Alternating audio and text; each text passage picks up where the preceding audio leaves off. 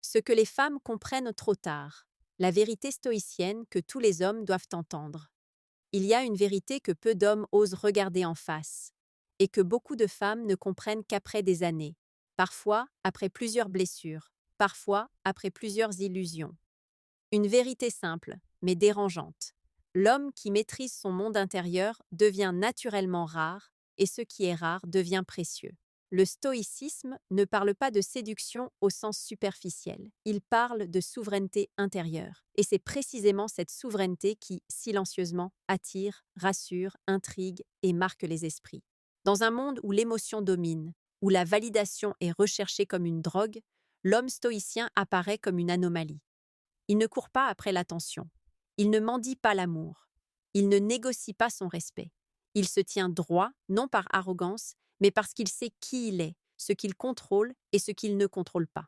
Comme le rappelait Épictète, reformulé en termes modernes, tu ne souffres pas des choses, mais de l'idée que tu t'en fais. L'homme qui intègre cela cesse d'être esclave du regard des autres. Beaucoup de femmes, surtout dans leur jeunesse, confondent intensité émotionnelle et solidité intérieure. Elles sont attirées par le bruit, par la promesse, par le feu qui crépite vite. Mais le feu qui éclaire vraiment est celui qui brûle lentement et longtemps. Le stoïcien n'essaie pas d'impressionner. Il n'a pas besoin de prouver. Son calme est sa signature. Son silence, parfois, parle plus fort que 1000 discours. Marc Aurèle écrivait, et on peut le reformuler ainsi: ne cherche pas à être admiré, cherche à être digne d'admiration. Cette nuance change tout. L'homme qui cherche l'admiration devient dépendant. L'homme qui cherche la dignité devient libre. Et cette liberté se ressent. Elle se voit dans la façon dont il parle sans se justifier, dans la façon dont il écoute sans se perdre, dans la façon dont il s'éloigne sans faire de scène quand le respect n'est plus là. C'est souvent plus tard que certaines femmes comprennent que l'homme qu'elles ont pris pour froid était en réalité stable, que celui qu'elles ont jugé distant était simplement centré, que celui qu'elles ont trouvé ennuyeux était en fait profond. Sénèque, dans une pensée que l'on peut reformuler, disait que l'homme vraiment fort n'est pas celui qui domine les autres, mais celui qui se domine lui-même. Cette domination intérieure crée une présence qui n'a pas besoin de forcer. Le stoïcisme enseigne à l'homme à ne pas se définir par le désir de plaire, mais par la cohérence entre ses valeurs et ses actes. Il sait ce qu'il offre, il sait ce qu'il accepte, et surtout, il sait ce qu'il refuse. Il n'entre pas dans une relation pour combler un vide, mais pour partager une plénitude. Cette différence est subtile, mais elle est fondamentale. Elle transforme la dynamique, elle inverse les rôles. Celui qui n'a pas peur de perdre devient, paradoxalement, celui qu'on craint de perdre. Il y a une leçon que la vie finit toujours par enseigner, parfois durement.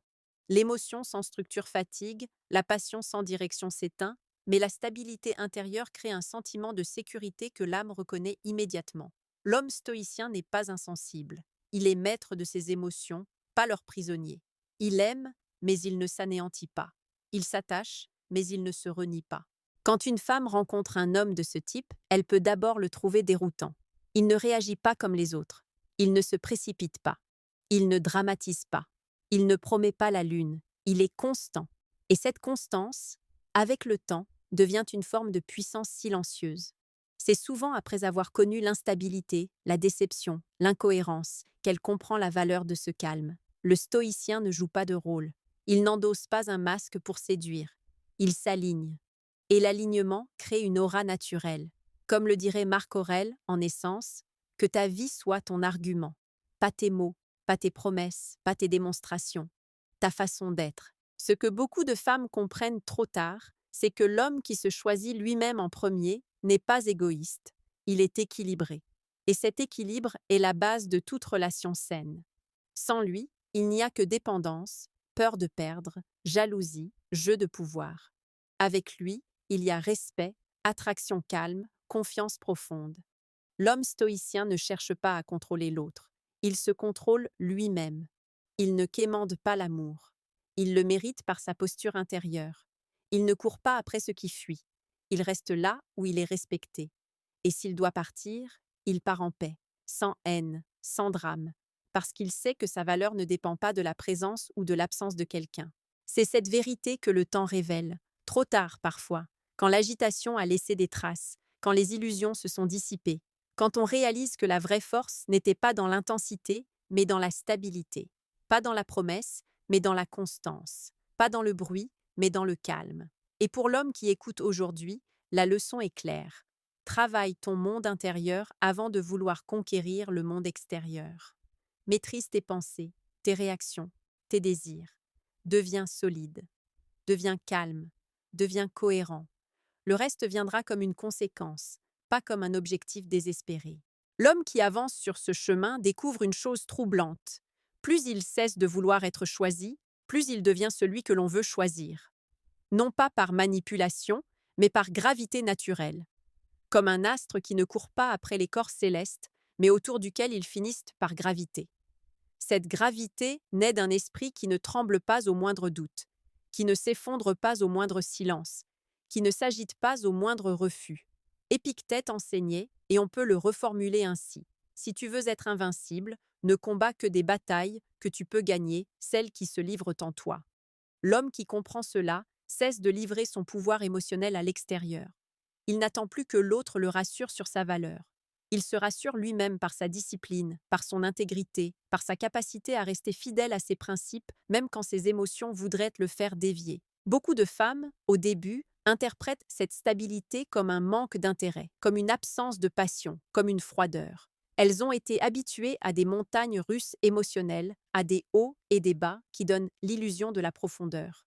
Mais avec le temps, elles découvrent que la vraie profondeur n'est pas dans le chaos, elle est dans la constance. Que la vraie sécurité ne vient pas de celui qui promet tout quand il est excité, mais de celui qui reste le même quand l'enthousiasme retombe. Sénèque disait, dans une idée que l'on peut moderniser, l'homme sage ne dépend pas des circonstances pour être en paix. Cette paix intérieure devient un refuge pour ceux qui l'approchent. On se sent en sécurité auprès de quelqu'un qui ne panique pas, qui ne réagit pas de façon excessive, qui ne projette pas ses peurs sur l'autre. Cette paix crée une attraction lente, mais profonde, une attraction qui ne crie pas, mais qui s'imprime. Le stoïcien comprend aussi que l'amour n'est pas une fusion où l'on se dissout, mais une rencontre entre deux entités complètes. Il ne cherche pas à être complété, il cherche à partager. Cette posture change tout. Elle fait de lui un homme qui n'étouffe pas, qui ne surveille pas, qui ne contrôle pas, parce qu'il n'a pas peur de perdre ce qu'il ne possède pas. Il apprécie la présence, mais il accepte l'impermanence.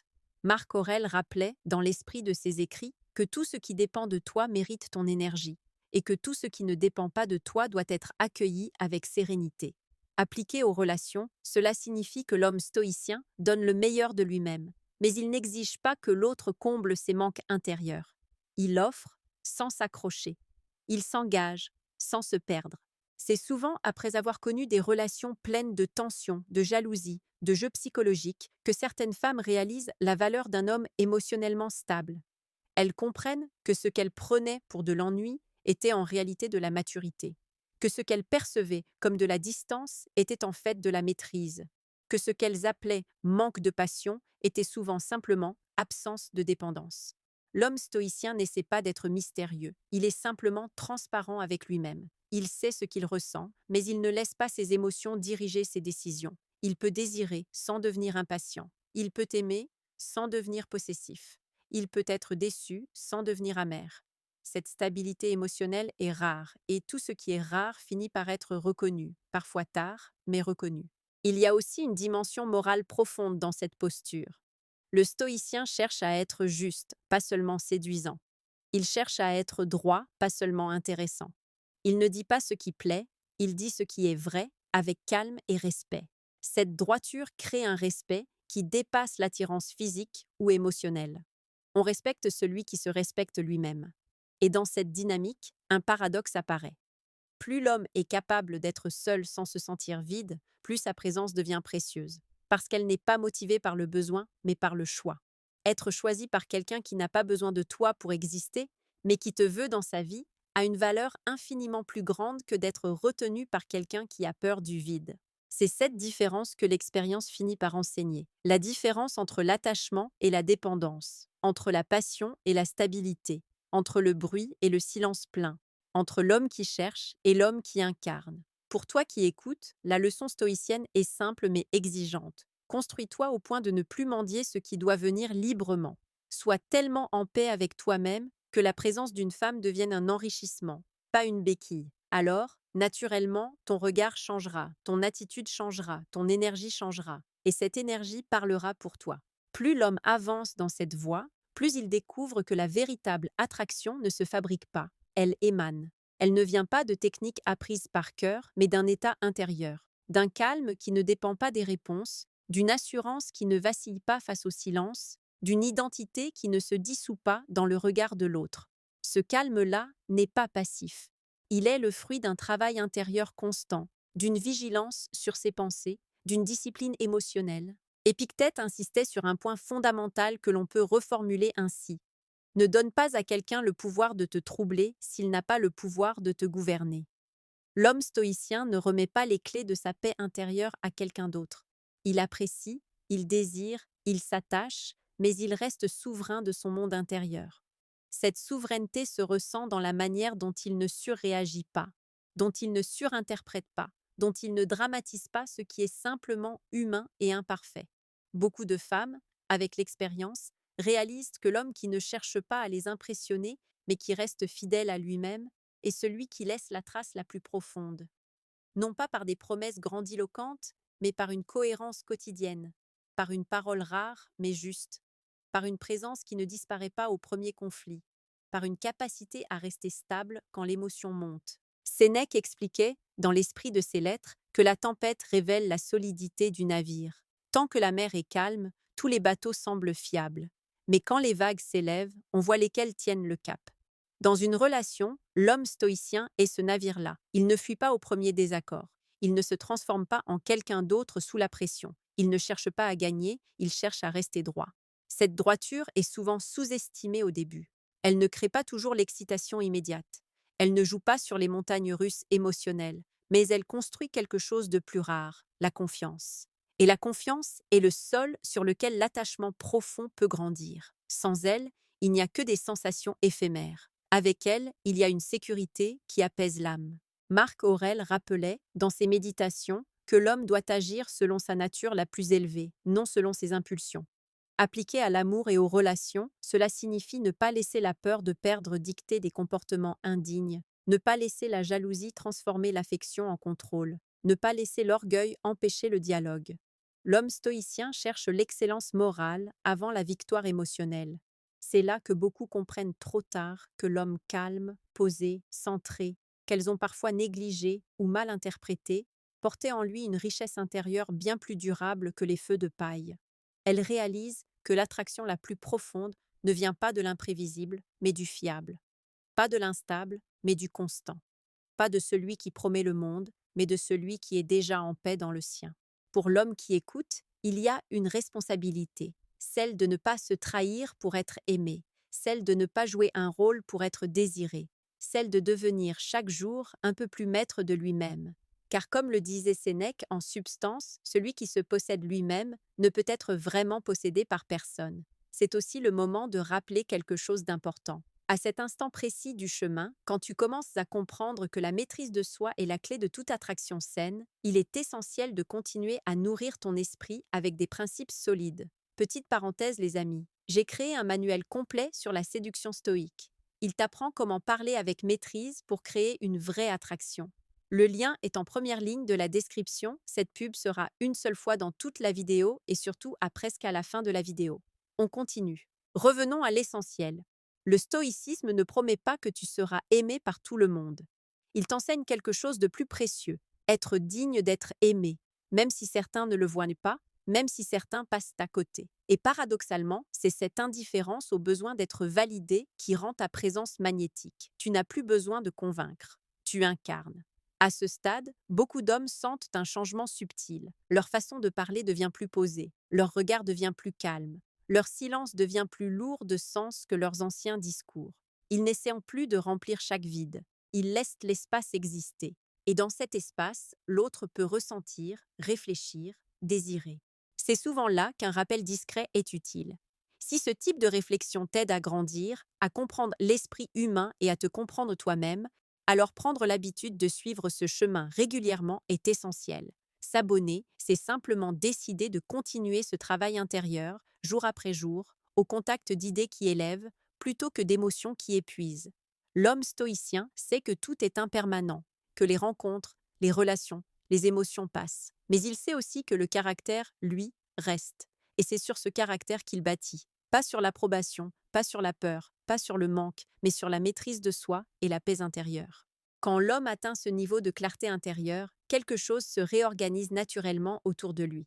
Il ne force plus les événements, il ne précipite plus les choses, il ne lutte plus contre ce qui échappe à son contrôle. Il avance avec cette sérénité dont parlait Marc Aurèle lorsqu'il rappelait, dans l'esprit de ses écrits, que la tranquillité naît de l'accord entre ce que l'on fait et ce que l'on est. L'homme stoïcien ne vit plus en contradiction avec lui-même, et cette cohérence se perçoit même sans mots. Beaucoup de femmes comprennent tard que ce qu'elles cherchaient à l'extérieur, dans l'intensité, dans la passion chaotique, dans les promesses enflammées, n'était souvent qu'un reflet déformé d'un besoin plus profond. La sécurité émotionnelle, la constance, la présence d'un homme qui ne s'effondre pas quand le vent tourne.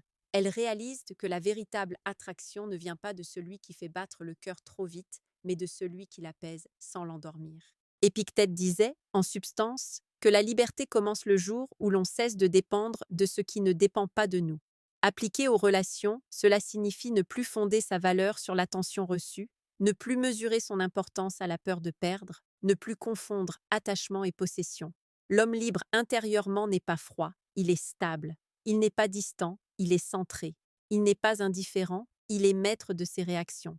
Sénèque, lui, insistait sur le fait que la vraie richesse est celle qui ne peut pas être arrachée par les circonstances. Cette richesse, pour l'homme stoïcien, c'est son caractère, sa capacité à rester juste quand il est tenté par la facilité, calme quand il est provoqué, droit quand il pourrait se venger, fidèle à ses valeurs quand il pourrait se renier pour plaire. C'est cette solidité qui, avec le temps, inspire le respect, puis l'admiration, puis une forme d'attachement profond. Ce que beaucoup comprennent trop tard, c'est que l'homme qui ne se perd pas dans la relation est souvent celui qui peut aimer le plus sainement, parce qu'il n'aime pas par manque, mais par choix. Il ne reste pas par peur, mais par volonté. Il ne donne pas pour être retenu, mais parce qu'il a quelque chose à offrir. Cette posture change toute la dynamique. Elle transforme l'amour en partage plutôt qu'en refuge. Marc Aurèle rappelait aussi que chaque jour est une occasion de façonner son âme. L'homme stoïcien prend cette responsabilité au sérieux. Il observe ses pensées. Il corrige ses excès. Il apprend à répondre plutôt qu'à réagir. Il devient peu à peu un homme sur lequel on peut compter, pas seulement quand tout va bien, mais surtout quand les choses deviennent incertaines. Et c'est là que se révèle la vérité centrale de cette réflexion. La plupart ne manquent pas d'amour, ils manquent de stabilité intérieure. Ils cherchent chez l'autre ce qu'ils n'ont pas encore construit en eux. Le stoïcisme inverse cette logique. Il enseigne à bâtir d'abord la paix, la dignité, la maîtrise, puis à laisser la relation devenir une extension de cet équilibre et non une tentative désespérée de le créer. Quand une femme rencontre un homme ainsi construit, elle peut ne pas le comprendre immédiatement. Elle peut même le sous-estimer. Mais avec le temps, avec l'expérience, avec parfois la fatigue des relations instables, elle perçoit ce qu'elle n'avait pas vu au début. La valeur d'un homme qui ne se laisse pas emporter, qui ne se brise pas, qui ne se vend pas, qui ne se trahit pas. Elle comprend que cette force silencieuse était ce qu'elle cherchait sans savoir le nommer. Et pour toi qui écoutes, la leçon finale est simple, mais exigeante. Ne poursuis pas l'approbation. Ne cours pas après l'émotion. Ne mendie pas l'attention. Construis-toi. Maîtrise-toi. Aligne-toi. Deviens cet homme calme, droit, stable, dont la présence rassure autant qu'elle attire. Le reste n'est qu'une conséquence. Car comme le rappelaient les stoïciens sous différentes formes, l'homme qui se gouverne lui-même n'a plus besoin de conquérir le monde. Il devient un monde en ordre. Et c'est cet ordre intérieur qui, tôt ou tard, est reconnu, respecté et profondément désiré.